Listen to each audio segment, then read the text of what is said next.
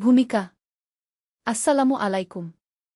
আজকে আমরা একজন অন্যতম প্রধান ইসলামিক খলিফা সম্পর্কে আলোচনা করব, যার নাম হারুনুর রশিদ। তিনি আব্বাসীয় খিলাফতের একজন গুরুত্বপূর্ণ খলিফা ছিলেন।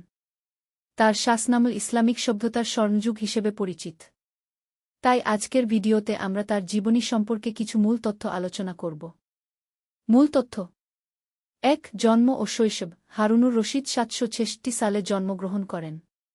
তার বাবা ছিলেন মাহদী আল-আব্বাস এবং মাতা ছিলেন একজন গৃহকর্মী নারী।